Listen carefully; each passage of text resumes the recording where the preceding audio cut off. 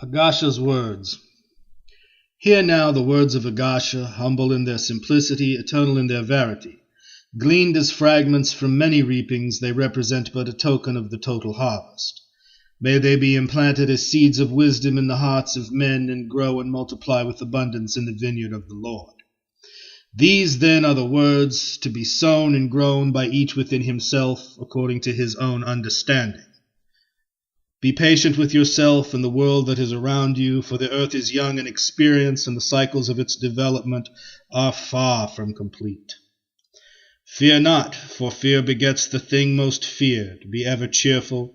Try to live each day of your life in a beautiful way, enjoying everything about you or adjusting yourself within your own consciousness to that which you feel cannot be enjoyed. You are here to enjoy your good karma and to learn your lessons from all that your soul has brought within the reach of your kingdom.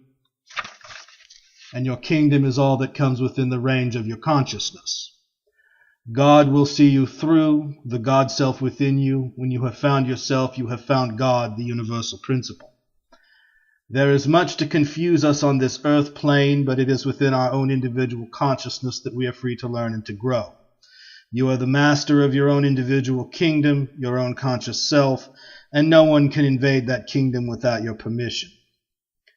Do not be caught in the sea of evil and contention. Contemplate rather the working of the law of cause and effect within yourself and in all that is around you. Seek ever to alleviate the force of evil with the harmonious force of good. As we evolve and learn and grow, we become shining lights to assist ourselves and to guide others. Be ever conscious of the light and of life and of the privilege of having experiences which unfold the light. There is much to confuse us on this earth plane, but it is within our own individual consciousness that we are free to learn and to grow. You are the master of your own individual kingdom, your own conscious self, and no one can invade that kingdom without your permission. Do not be caught in the sea of evil and contention. Contemplate rather the working of the law of cause and effect within yourself and in all that is around you. Seek ever to alleviate the force of evil with the harmonious force of good. As we evolve and learn and grow, we become shining lights to assist ourselves and to guide others. Be ever conscious of the light and of life and of the privilege of having experiences which unfold the light. We must seek within the God kingdom that dwells within ourselves. We must take inventory of ourselves, of the deeds and thoughts which tend to hold us to this earth consciousness. We must become calm and peaceful within ourselves, recognizing that which is holding us back and that which we are to overcome through understanding, in order that we may grow into the light which is a manifestation of our true selves. Be still and know that I am with you. That is the God part of yourself. You are a part of all there is, complete within yourself, as an expression of the universal consciousness. When you are ready, the Master will appear, the Master that is within you. But as you become ready, we also can appear to help you on your way. Amid the confusion of the world, know within yourself that, quote, I am the way and I am the light, unquote. The true self that is the God self. Live each day for the Spirit. Send forth noble thoughts to inspire each man within his own kingdom and attract to yourself the blessed light sent forth by the teachers of light. I am the way, I am the light, and the I am is yourself, the spark of divinity that is your true self. God gives no man any gift that he himself has not earned. We must go through certain conditions to learn our lessons and to learn to adjust ourselves to the laws of life. We go through these experiences in order that we may become individualized in the consciousness of God, but the real life is not here. It is yet to come. Every life is a life of new opportunity. Therefore, it is a beautiful life to the degree that we take advantage of our opportunity.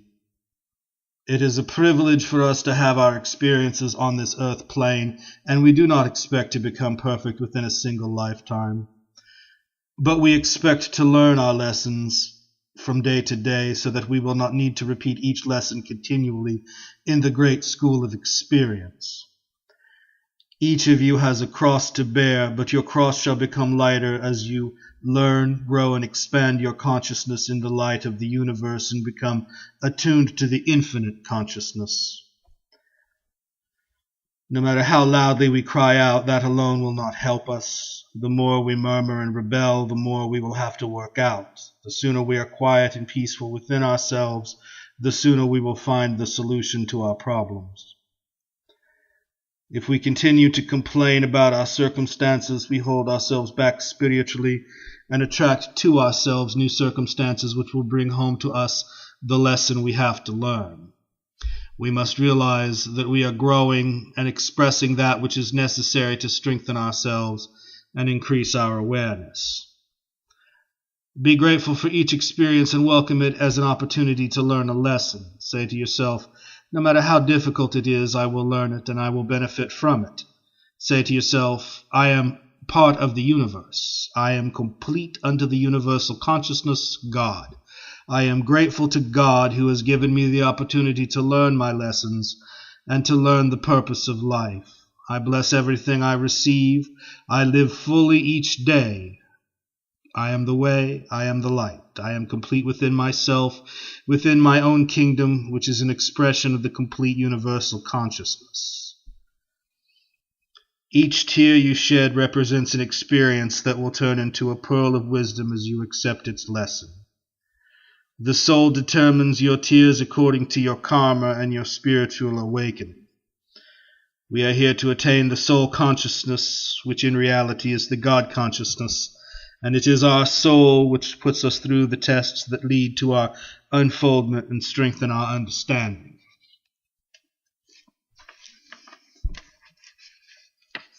Some of our material trials seem harsh, but all are brought to us for a purpose. We often go through tests to shake off the mental bodies which tend to disturb us. We may make the same mistakes over and over, but as we do, we build up the negative mental bodies in our aura, which result in our having more to overcome. The burdens of the material world are lifted as the lessons of the spiritual universe are learned. We earn everything we receive in this life. We earn every step of the way. As the wheel of life turns, our tests become more severe in the absence of understanding, but as we learn, our tests become welcome and joyful experiences. I do not make the law, I only come to tell you what the law means to you. The teachers of light pass judgment on no man, for the soul determines in each his own destiny according to his spiritual awakening. I do not set myself beyond any individual. We are all one with the universal consciousness. I do not judge any person. Each is his own judge and his own best teacher. It is God's will that we all will to understand God. Sin is a lack of understanding, growing out of that which hurts ourselves and our fellow man. By our sins, our mistakes of understanding, we accumulate debts which we must eventually pay. All of our books must finally be balanced to inherit our kingdom in heaven. God has put us on earth to learn our lessons individually. We are our own best teachers. Wisdom is not hidden within, it is within. We need only to open the door of the soul to release it. As we arouse the soul, all can be revealed in a most blessed way. Only when the soul is awakened can we understand what is given in the higher light. We are seeking soul illumination so that all of our outward expressions shall be as perfect as our true selves. But illumination must come from within. We become absorbed in the universal light, the perfect state, not merely by wishing and praying, but by earning, learning, and living. In reality, all that is true has been given to you before. All that you are now doing is to open the door so that the wisdom within can come forth. In so many lives, we have done so much to close the door to wisdom, to information and reformation. Now we are attempting to awaken the soul so that it can take full command. All shall eventually reach an understanding of the laws of life and the reason for their being here. Through the cycles of their experiences in relation to other souls who are repeatedly in the same classrooms with them, each of them will finally learn. Ours is a practical philosophy with no special rules or rituals except the ritual of living harmoniously and naturally, having our experiences and developing the beauty of our expressions until we and all about us are in tune with the infinite consciousness, the divine light. If we depend upon rituals, rites, and incantations for our advancement, that is a violation of the law. The spiritual life must be learned and earned. God is not one individual, but all individuals. God is expressing himself through every form of life on the earth and in the etheric realms as well. We are all gradually evolving back to the great source, the great motivator of all things, but individualized within the God consciousness which supplies the generative power for the universe. As we descend into the physical world, we are the fallen angels who have taken on the lower frequencies of gross matter to perfect our individual awareness of the meaning of the heavenly home to which we will someday return. You are becoming individualized as God so deemed it. We are all evolving back to the core of life to take our places with those arisen ones we call the pillars of light, the gods of the universe. We are all perfect in reality. We are simply striving through our unfoldment to bring that perfection into the light. We are all God's children, and we all have the same opportunity to express our perfection.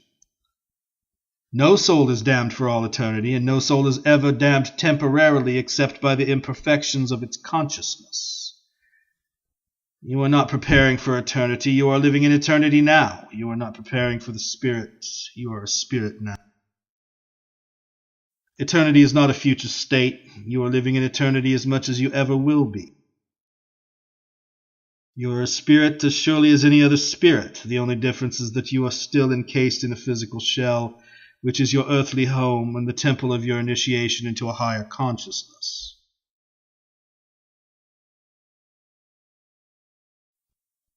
You are a spirit as surely as any other spirit. The only difference is that you are still encased in a physical shell, which is your earthly home and the temple of your initiation into a higher consciousness. You are as much a spirit now as you ever will be, although you are encased in a physical body, and I, on this side, am not. We are both spirits working on different frequencies and manifesting on different planes or in different degrees of consciousness. When you leave this earth, all that you have accumulated materially remains with the earth and cannot be taken with you. All that you have learned can be taken with you. It is only what we have earned spiritually that we can take with us when we come to this side of life. All else goes back to the earth as dust, rust, and ashes. The spiritual life is the real life, and the material life is the unreal. You do not begin to live really until you die and leave behind the delusions of matter, for death is not a disaster, it is a graduation. Birth is far more mysterious than death. Death is easy, but birth is far more difficult and intricate. You are a miniature universe within yourself. You represent all there is. Each atom is a world within itself. Remember, before the worlds were born, you were, and after they cease to exist, you will continue to be. Your body alone does not represent you. It is but a vehicle for you to employ as an expression of yourself. It is not you. Since your body is your vehicle of expression, guard it well and use it well. You live with yourself, and the sum total of yourself is what you are and what you represent yourself to be. You are today all that you have been in all of your lives, and you will be tomorrow what you make of your lessons and opportunities today.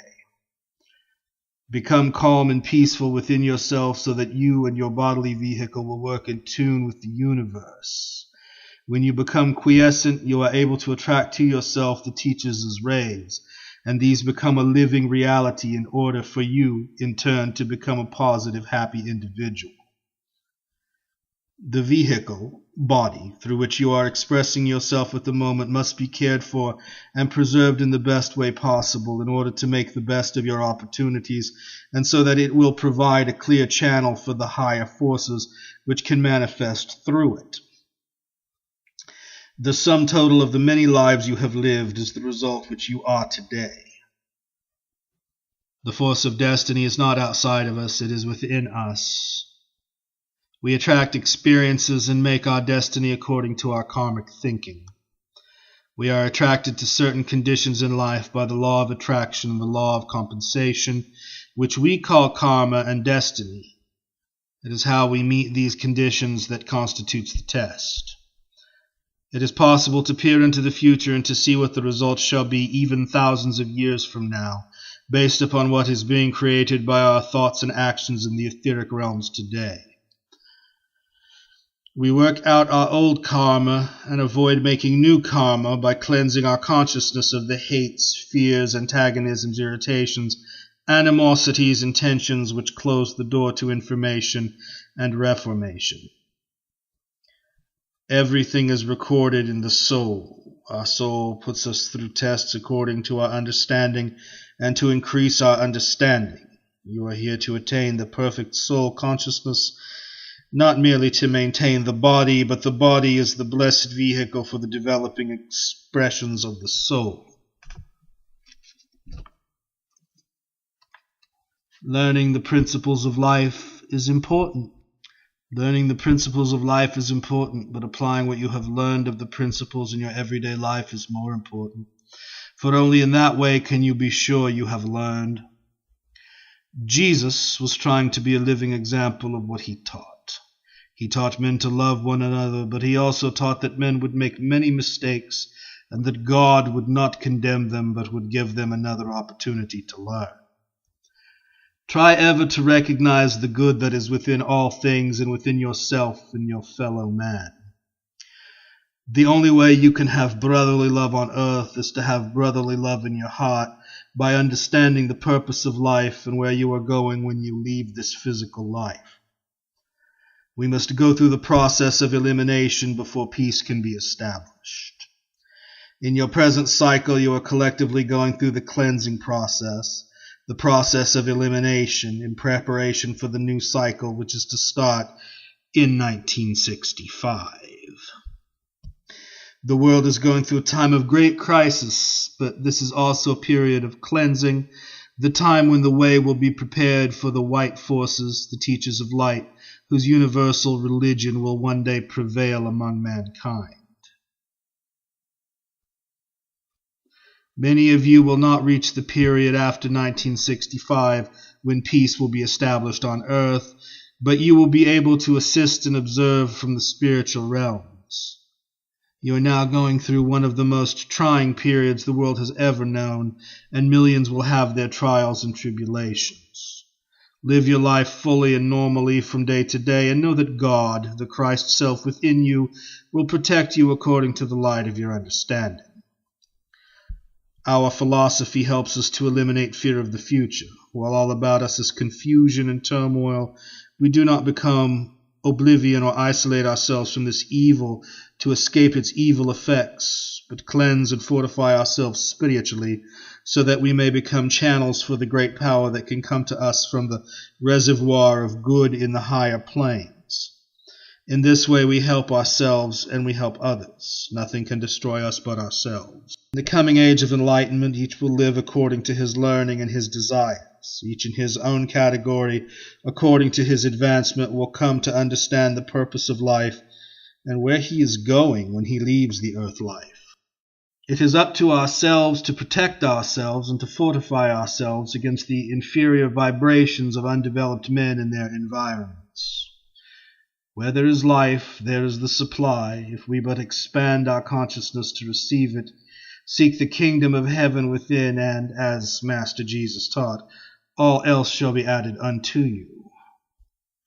It is your attitude toward material things that is important, not their cost. You are here to enjoy life and the things which God has placed here for your learning and enjoyment. You are to be grateful to God, the universal principle, that you have been permitted to remain in the physical body, to learn your lessons and perfect your expressions. We do not despise material things, but through our unfoldment we are earning that which is much more substantial in spirit. As you give out power to your fellow man, you shall receive power. As you take power, you shall lose yourself. As you give out, so shall you receive.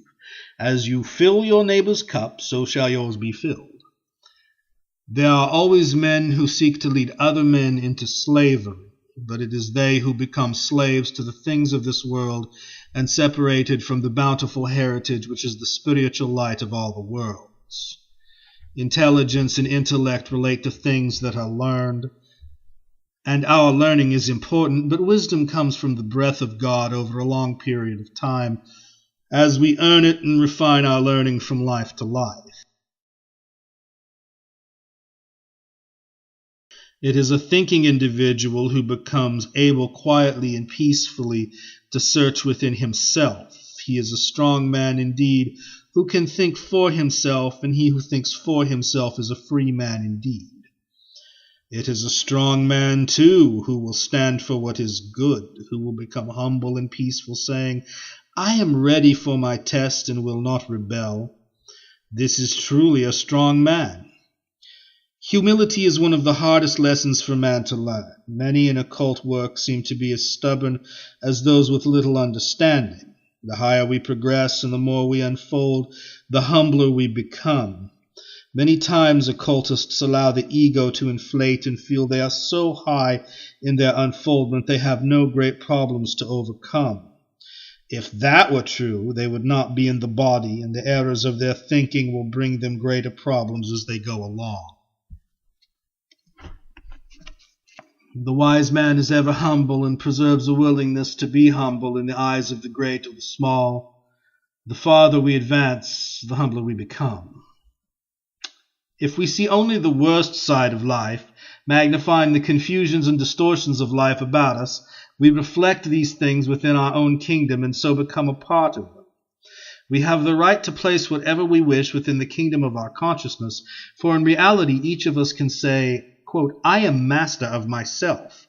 I am all-powerful and nothing can come to me of an inferior nature. I am peace. I am power. I am all there is. I am complete within myself, the infinitely intelligent and inseparable recapitulation of the universe. Know then, blessed children, that there is peace within your soul, and the world shall have peace when you have learned, when you have grown, and when you have known the truth that is within your soul. Be prepared. Be receptive. Be attuned. End of the words of Agasha.